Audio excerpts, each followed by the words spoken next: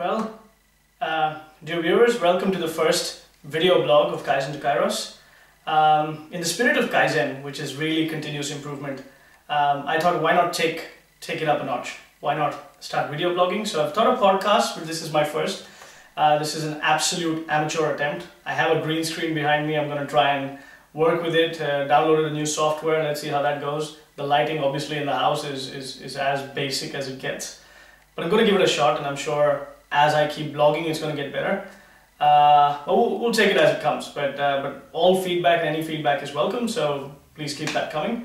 So in the spirit of KAIZEN2KAIROS, as I said, I was thinking, what do I start blogging with? Like, what's the first topic I'm going to talk about? And I thought about dreams, but this is not the conventional dreams that one thinks of. I mean, as Martin Luther King said, I have a dream, and those three epic words sort of changed the world. I'm thinking more dreaming, the verb. We spend the most active part of the day obviously awake, and conscious and making decisions all the time. But I was thinking, there is still that a third of the day, or for those of us who are lucky to get the 8 hours of sleep, or that we spend sleeping and more in a subconscious state. And obviously, we think we dream. There are times when you wake up and you kind of remember part of your dreams. It's sort of this subconscious weird space that I felt a bit interesting to explore. So before we get into dreaming, sort of what are the different stages of sleep? And there's a couple of stages. I mean, stage one is where you're just getting into sleep. The first 10 minutes of sleep, you're still kind of awake, but your eyes are shut. Stage two is where you've gone into a little more deeper sleep. You sort of your body metabolism slows down a little bit more. Your heart rate slows. Stage three is when you're more into deep sleep, but this is still non-REM phase. REM, for those of you who haven't heard of it before, is rapid eye movement. That's sort of a phase of slumber or sleep, if you will, when your brain is most active, but you're also into extremely deep sleep. On stage three, if I were to wake you up, you'd probably still be a bit disoriented. REM sleep is actually the phase of sleep that we actually dream in. So what do we dream about? What constitutes a dream?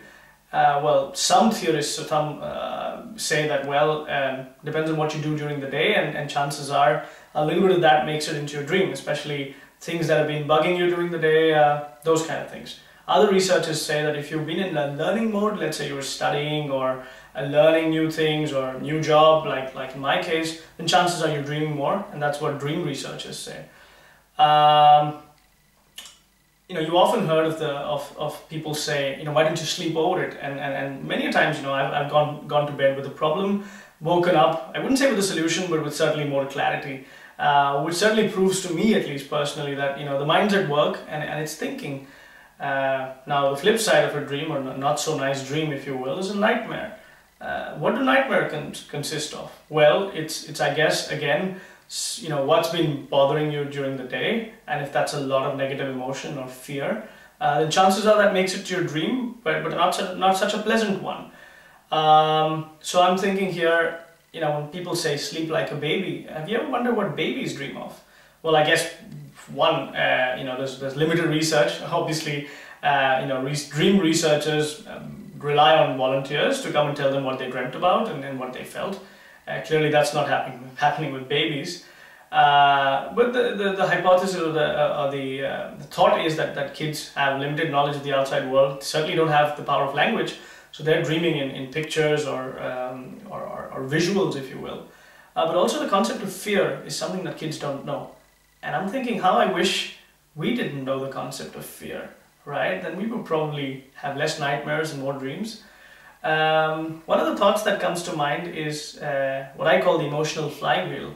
If you look at Newton's second law, it says, every object can be in a constant state of motion or inertia unless displaced by an external unbalanced force. Okay, a lot of physics there.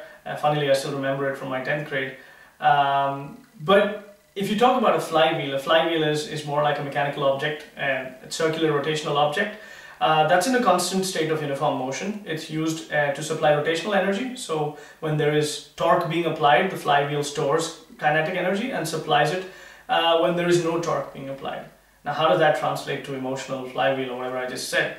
Well, essentially I'm thinking if you can make your day full of positive emotions, things that really should occupy your emotional or mental bandwidth, then chances are you get into this flywheel of positivity, which continues when you're asleep as well.